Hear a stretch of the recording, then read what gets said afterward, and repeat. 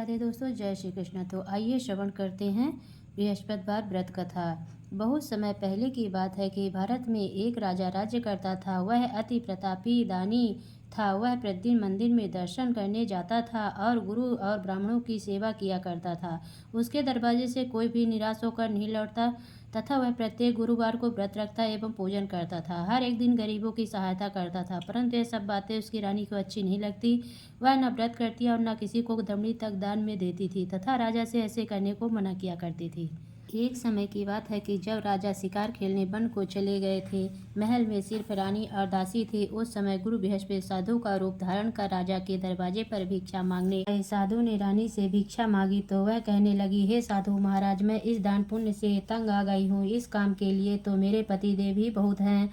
अब आप ऐसी कृपा करें कि सारा धन नष्ट हो जाए तथा मैं आराम से रह सकूं। साधु का वेश रखे बृहस्पति देव ने कहा, हे देवी, तुम अति विचित्र हो। संतान और धन से कोई दुखी नहीं होता, सभी इसको चाहते हैं। पापी भी पुत्र और धन की इच्छा करता है। अगर तुम्हारे पास धन बहुत है तो भूखे मनुष्यों को भोजन कराओ, ब्राह्मणों को दान दो, प्याऊ लगवाओ, धर्मशालाएं बनवाओ, कुआं, तालाब, बड़ी बाग बगीचे आदि के निर्माण करवाओ और कुंवारी कन्याओं का विवाह कराओ, साथ ही यज्ञ करो। इस प्रकार के कर्मों से आपके कुल एवं आपका नाम परलोक में सार्थक हो एवं स्वर्ग की प्राप्ति होगी। किंतु वह मूर्ख रानी साधु की इन बातों से खुश न हुई। वह बोली, हे साधु महाराज, मुझे ऐसे संपत्ति की आवश्यकता नहीं जो मेरे काम न आए तथा जिसको मैं अन्य लोगों को दान दूं, जिसको रखने और संभालने में ही मेरा सारा समय नष्ट हो जाए। साधु ने रानी को समझाने का बहुत प्रयास किया, परंतु रानी अपनी बात पर अडिग रही। तब साधु ने कहा, हे देवी, यदि तुम्हारी ऐसी इच्छा है तो ऐसा मैं तुम्हें बताता हूँ, वैसा ही करना। बृहस्पतिवार के दिन घर गोबर से लीपना, अपने केसों को धोना, मिट्टी से धोना, केसों को धोते समय स्नान करना, राजा से कहना कि वह हजामत करवाए, भोजन में मांस मदिरा खाना, कपड़ा धोबी के यहाँ धुलने डालना। इस तरह 7 बृहस्पतिवार करने से तुम्हारा सब धन नष्ट हो जाएगा।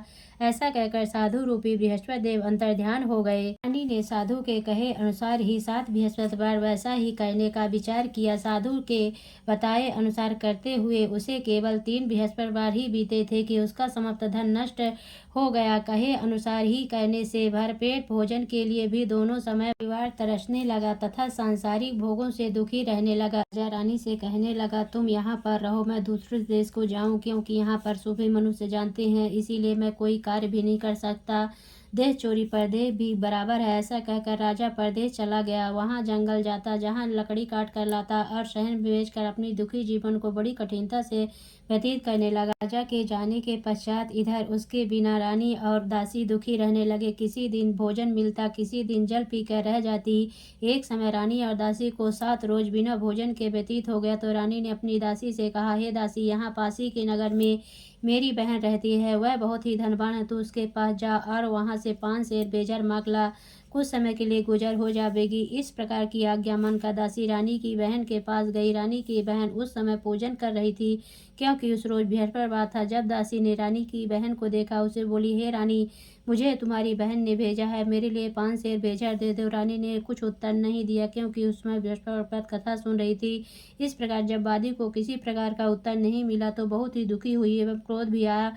लौट कर अपनी रानी के पास आकर बोली, हे रानी, तुम्हारी बहन तो बहुत ही बड़ी आदमी है, वह छोटे मनुष्यों से बात भी नहीं करती। उससे मैंने कहा तो उसने कोई उत्तर न दिया, मैं वापस चली आई।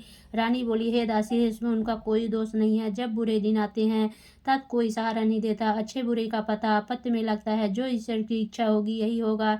यह सब हमारे भाग्य का दोष है। इधर उस रानी ने देखा कि मेरी बहन की दासी आई, परंतु उससे मैं नहीं बोली। यह कथा को सुन विष्णु भवन का पूजन समाप्त कर रानी के घर चल दी। जाकर अपनी बहन से कहने लगी, हे बहन, बृहस्पतिवार का व्रत कथा सुन रही थी, तुम्हारी दासी गई, परंतु जब कथा होती है तब तक न उठते हैं और न बोलते हैं, इसीलिए मैं न बोली। कहो दासी, क्यों गई थी? रानी बोली, बहन, हमारे अनाज नहीं था तथा राजा परदेश गए हुए हैं। वैसे तुमसे कोई बात छिपी नहीं है, इस कारण मैंने दासी को तुम्हारे साथ 5 सेर बेजन लेने के लिए भेजी थी। इस बात पर रानी की बहन बोली, बहन, बृहस्पति भगवान सभी की मनोकामनाओं को पूर्ण करते हैं, देखो शायद तुम्हारे घर में नाज रखा हो। इस प्रकार का वचन सुना तो घर के अंदर गई और वहाँ एक बड़ा घड़ा भेजर का भरा मिल गया। तब तो रानी को आश्चर्य हुआ, क्योंकि उसके अनुसार का एक एक बर्तन अन्न से खाली था। उससे उसने बाहर आकर रानी को सारा वृत्तांत सुनाया। दासी अपनी रानी से कहने लगी, हे रानी, देखो, वैसे हमको नहीं जम नहीं मिलता तो हम रोज ही व्रत करते हैं। अगर उनसे व्रत की विधि या कथा पूछ ले जावे तो उसे हम भी किया करेंगे। और फिर दासी के कहने पर रानी ने अपनी बहन से बृहस्पति व्रत पूजा विधि एवं नियमों के बारे में विस्तार से पूछा। उन्होंने बताया, जो बृहस्पतिवार के व्रत से चने की दाल और मुनक्का से विष्णु भगवान का केले की जड़ में पूजन कर दीपक जलाता है, पीला भोजन करता और पीले वस्त्र धारण करता है तथा प्रेम पूर्वक बृहस्पति भगवान की कथा सुनता है, इस प्रकार करने से गुरु भगवान उस भक्त प्रसन्न होते हैं, धन अन्न पुत्र देते हैं, मनोवांछित मनोकामना पूर्ण करते हैं। व्रत एवं पूजा की विधि बताकर रानी की बहन अपने घर लौट गई। तत्पश्चात रानी और दासी दोनों ने निश्चय किया कि बृहस्पति देव भगवान का व्रत एवं पूजन जरूर करेंगे। साथ जब बृहस्पतिवार उन्होंने व्रत रखा, घुड़सार से चाकर चना गुण बिल लाई तथा उसकी दाल से केले की जड़ का तथा विष्णु भगवान का पूजन किया। अब भोजन पीला कहाँ से पावे, बेचारी बड़ी दुखी हुई, परंतु उन्होंने व्रत किया था इसलिए गुरु भगवान प्रसन्न थे और 2 थालों में सुंदर पीला भोजन लेकर आए और दासी को देकर बोले, हे दासी, यह तुम्हारे और रानी के लिए भोजन है, तुम दोनों भोजन करना। दासी दो भोजन पाकर बड़ी प्रसन्न हुई, रानी से बोली, चलो रानी जी भोजन कर लो। रानी को इस विषय में कुछ पता नहीं था। वह दासी से बोली, तू ही भोजन करके तू हमारे व्यर्थ में हंसी उड़ाती है। रानी ने कहा, वह महात्मा हम दोनों को 2 थालों में भोजन देगा है, इसलिए हम तुम दोनों ही साथ साथ भोजन प्रारंभ करेंगे। उन्होंने गुरु भगवान को नमस्कार करके भोजन प्रारंभ किया। उसके बाद दोनों प्रत्येक बृहस्पतिवार को गुरु भगवान का व्रत और भोजन करने लगी। बृहस्पति भगवान की कृपा से उन दोनों को भी भोजन एवं धन की कोई कमी नहीं थी, परंतु रानी फिर पुनः उस प्रकार आलस करने लगी। तब दासी बोली, रानी, तुम पहले इस प्रकार आलस करती थी, तुम्हें धन के रखड़े उठाने में कष्ट होता था, जिस कारण सभी धन नष्ट हो गया। अब गुरु भगवान की कृपा से धन मिला है तो तुम्हें फिर आलस होता है। बड़ी मुसीबतों के बाद हमने यह धन पाया है, इसीलिए हमें दान पुण्य करना चाहिए तथा भूखे मनुष्यों को भोजन कराओ, पाऊ लगवाओ, ब्राह्मणों को दान दो, कुआं तालाब बावड़ी आदि का निर्माण करवाओ, कुंवारी कन्याओं का विवाह करो, मंदिर पाठशाला बनवा कर दान दो, कुंवारी कन्याओं का विवाह कराओ, जिसमें से आपका कुल और सम्मान बढ़े, आपके पितृ प्रसन्न हो। दासी की इन बात पर रानी ने इसी प्रकार कर्म करने प्रारंभ किए तो काफी यश फैलने लगा। एक दिन रानी और दासी विचार करने लगी, ना जाने राजा किस प्रकार से होंगे, उनकी कोई खबर नहीं।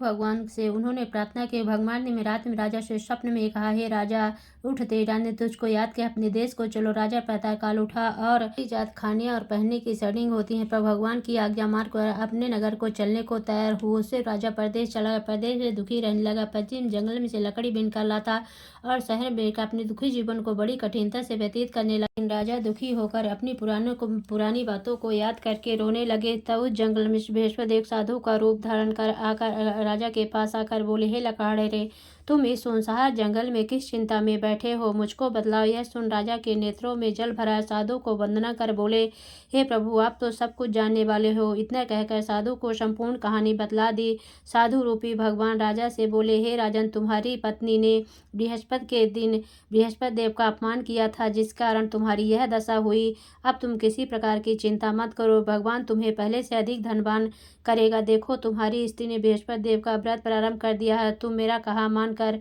बृहस्पतिवार व्रत करके चने की दाल गुड़ जल के लोटे में डालकर केला का पूजन करो और फिर कथा सुनो, तुम्हारी सब कामनाएं पूर्ण होंगी। साधु के वचन सुनकर राजा बोला, हे प्रभु, मुझे लकड़ी बेचकर इतना पैसा नहीं मिलता जिसने भोजन करने के उपरांत कुछ बचा सकूं। मैंने रात में अपनी रानी को व्याकुल देखा है, मेरे पास कुछ नहीं है जिससे उसकी खबर तो मंगा सकूं, और फिर मैं कौन सी कहानी कहूँ, यह मुझको कुछ भी मालूम नहीं है। जीन काल में एक ब्राह्मण था, बहुत ही निर्धन था, उसके कोई संतान न थी। उसकी स्त्री बड़ी मलिनता के साथ रहती, स्नान न करती, किसी देवता का पूजन पाठ न करती, सर्वप्रथम भोजन करती, बाद में अन्य कार्य करती थी। इससे ब्राह्मण देवता बड़े दुखी थे, बेचारे बहुत कुछ कहते किंतु उसका कोई परिणाम न निकला।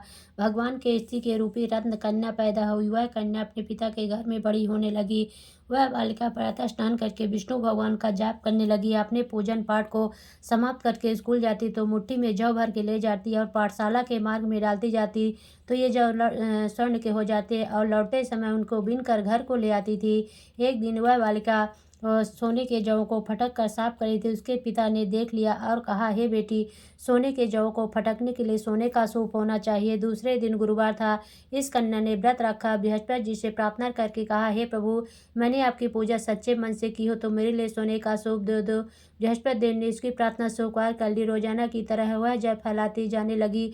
जल लौट कर जौ बीन रही थी। बृहस्पति देव की कृपा से उसे सोने का सूप मिला। उससे से वह जौ साफ करने लगी, परंतु उसकी माँ का वही ढंग रहा। एक दिन की बात है, कन्या सोने के सूप में जौ साफ कर रही थी। उस दिन उस शहर का राजपुत्र होकर निकला। इस कन्या के रूप और कार्य को देखकर मोहित हो गया तथा अपने घर आकर भोजन त्याग कर उदास हो लेट गया। राजा को जब इस विषय में पता लगा तो उसने अपने प्रधानमंत्री के पास उसके पास गए और बोले, हे बेटा, तुम्हें किस बात का कष्ट है? किसी ने अपमान किया अथवा कोई कारण हो सो कहो, मैं वही कार्य करूंगा जिससे तुम्हें प्रसन्नता हो। राजकुमार ने कहा, मुझे आपकी कृपा से किसी बात का दुख नहीं, किसी ने मेरा अपमान नहीं किया है, परंतु मैं उस लड़की के साथ विवाह करना चाहता हूँ जो सोने के सूप में जौ साफ कर रही थी। यह सुन राजा आश्चर्य पड़ गया। बोला, हे बेटा, इस तरह का कन्या का पता तुम ही लगाओ, मैं उसके साथ तेरा विवाह अवश्य करवा दूंगा। राजकुमार ने उस लड़की घर का पता बतलाया। तब मंत्री उस लड़की के घर गए और सभी हाल कहा तो ब्राह्मण देवता राजकुमार के साथ अपनी कन्या का विवाह करने के लिए तैयार हो गया तथा विधि विधान के अनुसार ब्राह्मण की कन्या का विवाह राजकुमार के साथ हो गया। कन्या के घर से जाते ही पहले की भांति उस ब्राह्मण देवता के घर में गरीबी का निवास हो गया। अब भोजन के लिए भी अन्न बड़ी मुश्किल से मिलता था। एक दिन ब्राह्मण देवता अपनी बेटी के पास गए। बेटी ने बहुत सा धन देकर अपने पिता को विदा किया। कुछ दिन सुखपूर्वक व्यतीत हुआ। कुछ दिन बाद फिर वही हाल हो गया। ब्राह्मण फिर अपनी कन्या के यहाँ गया। तब लड़की बोली, हे पिताजी, आप माताजी को यहाँ लिवा लाओ, जिससे मैं विधि बता दूंगी, जिससे गरीबी दूर हो जाए। तब ब्राह्मण देवता अपनी स्त्री को साथ लेकर पहुंचे तो पुत्री अपने माँ को समझाने लगी, हे माँ, प्रातः काल उठकर प्रथम स्नान आदि करके विष्णु भगवान का जाप कर तो सब दरिद्रता दूर हो जाएगी। परंतु उसकी बात नहीं मानी और प्रातः काल उठते ही सर्वप्रथम भोजन किया। उसकी पुत्री को बहुत गुस्सा आया। एक रात कोठरी से सभी सामान निकाल दिया, प्रातः उसमें बंद कर दिया। प्रातः काल उसमें से निकाला, स्नान आदि करा के पाठ करवाया तो उसकी माँ की बुद्धि ठीक हो गई और फिर प्रत्येक बृहस्पतिवार को गुरु भवन का व्रत और विष्णु पूजन करने लगी। इस व्रत के प्रभाव से उसकी माँ भी बहुत ही धनवान तथा पुत्रवती हो गई। वृद्धावस्था में स्वर्ग को प्राप्त हुई। वह ब्राह्मण भी सुखपूर्वक इस लोक के सुख भोग कर स्वर्ग को प्राप्त है। इस कहानी कहकर साधु देवता वहां से अंतर ध्यान हो गए। 6 दिन बीत गए और बृहस्पतिवार का दिन आया। राजा जंगल में से लकड़ी काटकर किसी शहर में बेचने गया। उसे उस दिन और दिन से अधिक पैसा मिला। राजा ने चना गुड़ आदि लाकर गुरुवार का व्रत किया। उस दिन से सभी क्लेश दूर हुए, पर जब दोबारा गुरुवार का दिन आया तो व्रत करना भूल गया। उस दिन शहर के राजा ने विशाल यज्ञ का आयोजन किया तथा शहर में यह घोषणा करा दी कि कोई भी मनुष्य अपने यहाँ भोजन न बनावे, समस्त पब्लिक मेरे यहाँ भोजन करने आवे। इस आज्ञा को जो न मानेगा उसके लिए फांसी की सजा दी जाएगी। सब लोग भोजन करने गए, लेकिन लकड़हार कुछ देर से पहुंचा, इसलिए राजा उसको साथ अपने घर पर लिवा ले गए। ले जाकर भोजन करा रहे थे। रानी की दृष्टि उस खूंटी पर पड़ी जिस पर उसका हार लटका हुआ था। वह पर दिखाई न दिए। रानी ने निश्चय किया कि मेरा हार इसी मनुष्य ने चुरा लिया है। उसी समय पुलिस को बुलाकर उसको जेल खाने में डलवा दिया। जब राजा जेल खाने में पड़ गया, बहुत ही दुखी होकर विचार करने लगा, जन्म के कर्म से मुझे यह दुख प्राप्त हुआ है। जेल में बंद लकड़हारा भगवान बृहस्पति को याद करने लगा। तत्काल बृहस्पति साधु के रूप में प्रकट हो गए। उसकी दशा को देखकर कहने लगे, अरे मूर्ख, तूने बृहस्पति देव की कथा नहीं करी, इसीलिए तेरे लिए दुख प्राप्त हुआ। तो किसी बात की चिंता मत कर। बृहस्पतिवार के दिन जेल खाने के दरवाजे पर 4 पैसे पड़े मिलेंगे, उनसे तू बृहस्पति देव की पूजा करना, तेरे सभी कष्ट दूर हो जाएंगे। बृहस्पतिवार के रोज उसे 4 पैसे मिले। राजा ने कथा कही। उसी रात को बृहस्पति देव ने स्वप्न में कहा, हे राजा, तुमने जिस आदमी को जेल खाने में बंद कर दिया है, राजा उसको छोड़ देना। रानी का हार उसी खूंटी पर लटका हुआ, अगर तू ऐसे नहीं करेगा तो मैं तेरे राज्य को नष्ट कर दूंगा। इस तरह रात्रि को स्वप्न को देखकर राजा प्रातः काल उठा और खूंटी पर हार देकर लकड़हारे को बुलाकर क्षमा मांगी तथा राजा को योग्य सुंदर वस्त्र आभूषण देकर विदा किया। राजा अपने नगर को चल दिया। राजा जब नगर के निकट पहुंचा तो उसे बड़ा आश्चर्य हुआ। नगर में पहले से अधिक बाग, तालाब तथा बहुत से धर्मशालाएं, मंदिर आदि बन गए हैं। राजा ने पूछा कि यह सब किसका है? तब नगर के सब लोग कहने लगे, रानी और वादी के हैं। तो राजा को आश्चर्य हुआ, गुस्सा भी आया। तब राजा ने अपनी तलवार निकाली और पूछने लगे कि अब बतलाओ कि यह धन तुम्हें कैसे प्राप्त हुआ है। तब उन्होंने कहा कि हमें सब धन यह बृहस्पति देव के इस व्रत के प्रभाव से प्राप्त हुआ था। राजा ने निश्चय किया कि 7 रोज बाद तो सभी बृहस्पति देव का पूजन करते हैं, परंतु मैं रोजाना दिन में 3 बार कहानी कहा करूंगा तथा रोज व्रत किया करूंगा। हर समय राजा के दुपट्टे में चने की दाल बधी रहती तथा दिन में 3 बार कहानी कहता। एक रोज राजा ने विचार किया, चलो अपनी बहन के यहाँ हो आवे। राजा घोड़े पर सवार हो अपनी बहन के यहाँ चलने लगा। मार्ग में उसने देखा कि कुछ आदमी एक मुर्दे को लिए जा रहे हैं। राजा ने कहा, अरे भैया, तुम मेरी बृहस्पति की कथा सुन ले। वे बोलो, लो हमारा तो आदमी मर गया है, इसको अपनी कथा ही पड़ी है। परंतु कुछ आदमी बोले, अच्छा कहो, हम तुम्हारी कथा भी सुनेंगे। जब कथा आधी हुई थी कि मुर्दा हिलने लग गया। जब कथा समाप्त हो गई, वो मनुष्य राम राम करके खड़ा हो गया। आगे किसान खेत में हल चलाता मिला। राजा ने कहा, अरे भैया, तुम मेरी बृहस्पति की कथा सुन लो। वे बोला, जब तक मैं तेरी कथा सुनूंगा तब तक एक बार हरया जोत लूंगा। अपनी कथा किसी और को सुनाना। राजा के हटते ही बैल पछाड़ कर खाकर गिर गए तथा उसके पेट में जोर जोर से दर्द होने लगा। उसी समय उसकी माँ रोटी लेकर आई। उसने बेटे से सवाल पूछा।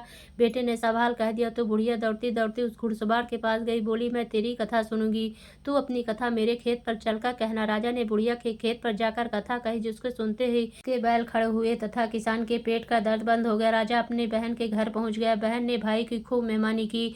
दूसरे रोज जागा तो देखने लगा सब भोजन कर रहे हैं। राजा ने कहा, बहन, ऐसा कोई मनुष्य है जिसने भोजन न किया हो, मेरी बृहस्पति की कथा सुन ले। बहन बोली, हे भैया, यह लोग ऐसे हैं, पहले लोग यहाँ भोजन करते हैं, बाद में अन्य कार्य करते हैं। अगर कोई पड़ोस में हो तो देखा हूँ। ऐसा करके देखने चली गई, परंतु उसे ऐसा कोई व्यक्ति नहीं मिला जिसने भोजन न किया हो। अतः एक कुम्हार के घर गई जिसका लड़का बीमार था। उसे मालूम हुआ कि इनके यहाँ 3 रोज से किसी ने भोजन नहीं किया। रानी ने अपनी भाई की कथा सुनने के लिए कुम्हार से कहा। कुम्हार तैयार हो गया। राजा ने कुम्हार के घर जाकर कथा कही, जिसको सुनते हुए उसका लड़का ठीक हो गया। अब तो राजा की प्रशंसा होने लगी। एक दिन राजा ने कहा, बहन, हम अपने घर जाएंगे, तुम भी तैयार हो जाओ। राजा की बहन सास बोली, चली जा, परंतु अपने लड़कों को मत ले जाना, क्योंकि तेरी भाई की औलाद नहीं होती है। बहन बोली, हे भैया, मैं चलूंगी, कोई बालक नहीं जाएगा। राजा बोला, जब कोई बालक नहीं जाएगा तब तुम ही जाकर क्या करोगी। बड़े दुखी मन से राजा अपने नगर को लौट आया। राजा ने कहा कि हम निर्वंशी राजा, हमारा मुख देखने का धर्म नहीं, कुछ भोजन दान नहीं किया। रानी ने कहा, प्रभु बृहस्पति देव ने हमें सब कुछ दिया, हमें औलाद अवश्य देंगे। उसी रात को बृहस्पति देव ने स्वप्न में कहा, हे राजा, उठ, सोच को त्यागती रानी गर्भ से 9वें महीने में गर्भ से एक सुंदर पुत्र पैदा हुआ। तब राजा बोला, स्त्री बिना भोजन के रह सकती है, बिना कहे नहीं रह सकती। जब मेरी बहन आवे उसे कुछ कहना मत। रानी ने सुनकर हाँ कर दिया। जब राजा की बहन ने यह शुभ समाचार सुना, बहुत ही खुशी हुई तथा बधाई लेकर भाई की यहाँ आई। तभी रानी ने कहा, घोड़ा चढ़कर तो नहीं आई, गधा चढ़ी आई। राजा की बहन बोली, भाभी, मैं इस प्रकार न कहती, तुम्हें औलाद कैसे मिलती। बृहस्पति देव ऐसे हैं, जैसे जिसके मन में कामनाएं हैं सभी को पूर्ण करते हैं। जो सद्भावना पूर्वक बृहस्पति देव का व्रत करता है एवं कथा पढ़ता, सुनता, दूसरों को सुनाता, उनकी सभी इच्छाएं बृहस्पति देव पूर्ण करते हैं। इसलिए सब कथा सुनने के बाद प्रसाद लेकर जाना चाहिए। हृदय से उनका ध्यान करते हुए बोलो लक्ष्मी नारायण की जय, बोलो विष्णु भगवान की जय। ओम जय बृहस्पति देवा, स्वामी जय बृहस्पति देवा। छीनी छीनी भोग लगाऊं, कदली फल मेवा। ओम जय बृहस्पति देवा, तुम्हें पूर्ण परमात्मा, तुम्हें अंतर्यामी, स्वामी तुम्हें अंतर्यामी। जगत पिता जगदीश्वर, तुम सबके स्वामी। ओम जय बृहस्पति देवा। चरणामृत निज निर्मल, सब पातक हरिता, स्वामी सब पातक हरिता। सकल मनोरथ दायक, कृपा करो भरता। ओम जय बृहस्पति देवा। तन मन धन अर्पण कर, जो जन शरण पड़े, प्रभु जो जन शरण पड़े। प्रभु प्रगट तब हो करे, आकर द्वार खड़े। ओम जय बृहस्पति देवा। दीन दयाल दयानिधि, भक्तन हितकारी, पापे दोष सब हरिता भव बंधन हारी। ओम जय बृहस्पति देवा सकल मनोरथ दायक सब संशय तारो। विषय विकार मिटाओ संतन सुखकारी। ओम जय बृहस्पति देवा जो कोई आरती तेरी प्रेम सहित गावे। स्वामी प्रेम सहित गावे। ज्येष्ठानंद बंद शो शो निश्चय पावे। ओम जय बृहस्पति देवा। बोलो विष्णु भगवान की जय।